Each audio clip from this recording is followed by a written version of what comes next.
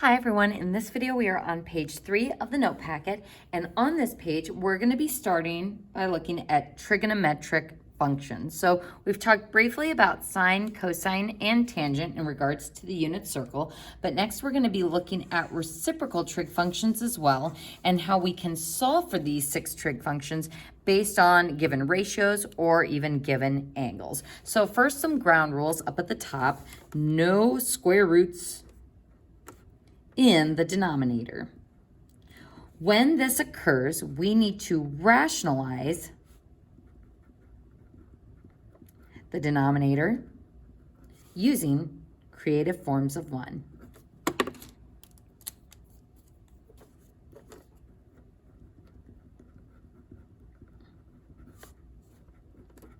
That will change the way it looks without changing the value. Other ground rules for this section: if I am going to be using SOHCAHTOA, or sine, cosine, and tangent, so, ka, and TOA, this is only for triangles and angles that have a right angle component. So only for right triangles. And how we know that SOHCAHTOA is only for right triangles? Because the H in SOHCAHTOA stands for hypotenuse. So if I look at this triangle, I can find sine of this angle as opposite side over hypotenuse side, cosine of the angle adjacent over hypotenuse, tangent of the angle opposite over adjacent, because this angle C is a right angle. So your hypotenuse is always across from the right angle. Now, if you're like, well, that's all fine and dandy, but we're not really talking about triangles so far in this chapter, Ms. Sky. We're only talking about angles. If I think about an angle existing in the coordinate plane, because these angles are always rotated up or down from the x-axis, if I drop this other side from that coordinate, my x distance will be here, my y distance will be here, and what we have just formed is a right triangle. So that's the reason why SOHCAHTOA works for angles within the coordinate plane, because I'm always going to have that straight horizontal x component and that straight vertical y component, which will always make a right angle. So that's why we can use SOHCAHTOA for our coordinate plane angles. So some other quick things with right angles and right triangles. Pythagorean theorem, which says a squared plus b squared equals c squared, where a and b are the legs, or in our case, the x squared plus y squared equals, our hypotenuse is going to be r squared. So C is the hypotenuse, which in the case of our coordinate plane is going to be the radius of the unit circle, or 1. Now, when we're talking unit circle, our radius is 1, but when we start working through some of these other problems, that terminal side length could be different. So it's not necessarily going to be 1 unless it explicitly says we're looking at the unit circle. So folks, that gives us some ground rules for dealing with right triangles and angles, terminal angles in the coordinate plane. Also a reminder that x is cosine of theta and y is sine of theta when we are dealing with the unit circle, where r is 1.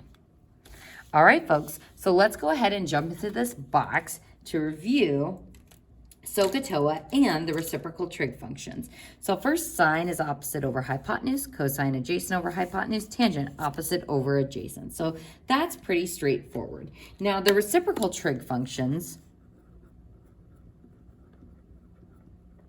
are these 3 over here, which are just the flip of each of those ratios for the fraction. So instead of opposite over hypotenuse, we have hypotenuse over opposite. Instead of adjacent over hypotenuse, hypotenuse over adjacent. So it's not too bad that the reciprocal trig functions are just the reciprocals of those fractions. What's confusing is the reciprocal of sine is cosecant And the reciprocal of cosine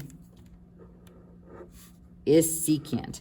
Why is this confusing? Because you would think that cosine and cosi can't go together and sine and c can't go together. So it's opposite of what you would think, S with C, C with S. So I would put a star by those because those are really easy to get confused as we start reviewing our trig functions. Now for the last one, tangent with cotangent, yeah, that makes sense. So it's got tangent in the word, so that follows as such with reciprocalizing the trig ratio. So folks, we're just gonna jump right into this first example and see how we can use these trig functions for solving. So it says, let theta be an acute angle. Folks, if I am looking at an acute angle, what quadrant are we in? We are in quadrant 1. Because acute means between 0 and 90 degrees. And what we're going to find, folks, as we start looking at sine, cosine, and tangent values is that this is going to be dependent on what quadrant we are in as far as the signs of those trig ratios. So we are looking at a quadrant 1 angle, and I'm just going to go ahead and sketch that. So here's a happy little coordinate plane, and I'm going to draw a quadrant 1 angle, like this.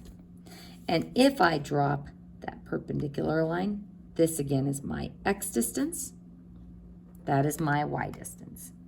Now, what do I know about the sine of x and y, given that this is a quadrant 1 angle? That means this angle is ending up here, so a positive x direction and a positive y direction. So positive x and positive y. So let's see what else we know about this angle and the trig ratios. It says sine of theta is 5/6.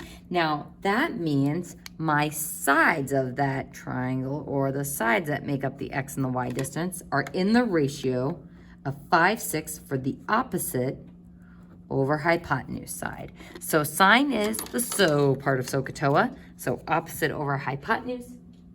5/6. So I'm going to go ahead and look at that angle here, and I'm going to say the opposite side, which is y, is equal to 5, and the hypotenuse side, which is the terminal side of the angle, is equal to 6. So we want to find the other 5 trigonometric functions of theta. So the other 5 means the other 2 trig functions and all 3 reciprocal functions. Now, folks, let's see what we know just based on what we have on our diagram. First, we know that sine of theta, the first trig function, is 5/6.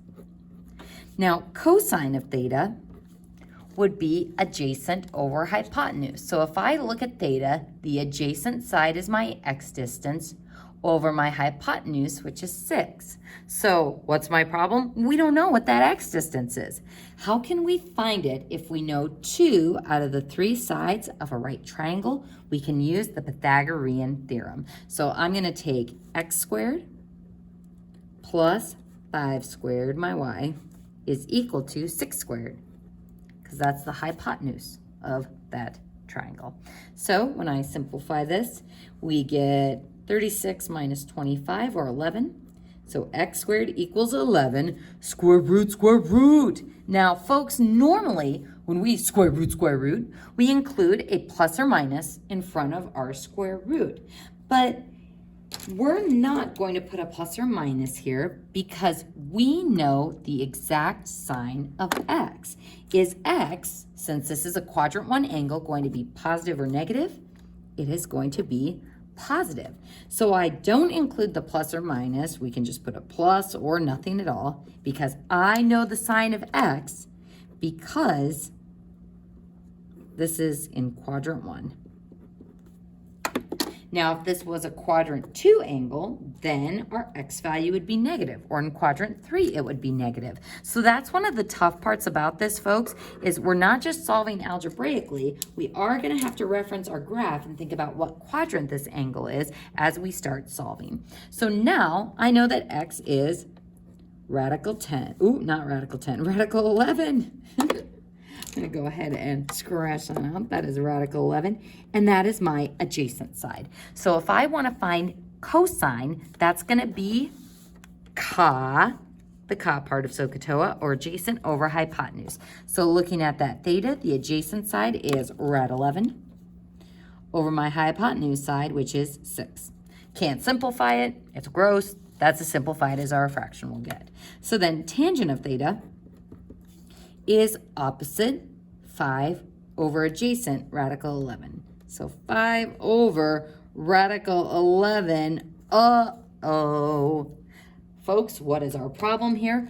We've got a radical in the denominator, so we are going to have to rationalize it, as in have it stop being an irrational number, by multiplying by the radical as a creative form of 1. So I'm going to multiply by rad 11 over rad 11, since that's just the same as multiplying by 1, and that gives me 5 rad 11 over radical 11 times radical 11 is radical 121, which the square root of 121 is just 11. So a radical times itself gives you what's underneath the radical. So no more radical in the denominator. So boom, I have found the 3 trig functions. But we also need to find the 3 reciprocal trig functions. So once you have the 3 main trig functions, it's easy to just reciprocalize all of those fractions to find the reciprocal trig functions. However, we do have to be very careful with the names and the abbreviations. So first, the reciprocal of sine is cosecant, which we abbreviate as CSC. So sine goes with cosecant. And it's not cosecant equals 6/5, it's cosine of the angle equals 6/5. So just like I'd never just have a floating radical, there always needs to be something underneath of it. We never just have a floating trig function. There always needs to be either a theta or an x with it. So cosecant of theta, 6/5. The reciprocal of cosine is secant, which we abbreviate SEC. So SEC of theta, we reciprocalize rad 11 over 6, so 6 over rad 11, and radical in the denominator, so we rationalize it by multiplying by a rad 11 over rad 11. And that's going to give me 6 rad 11 over 11.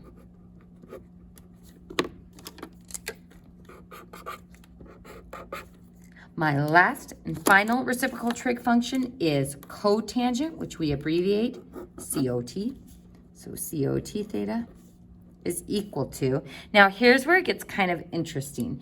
Folks, if I reciprocalize this, we'd get 11 over, actually I should probably just write this down on a post-it note. If I reciprocalize this, we would get 11 over 5 radical 11. Well, then I've got a radical in the denominator again, so then I multiply by radical 11 over radical 11, which gives me 11 radical 11 over 11 times itself underneath the radical will give me 11. So 5 times 11 gives me 55.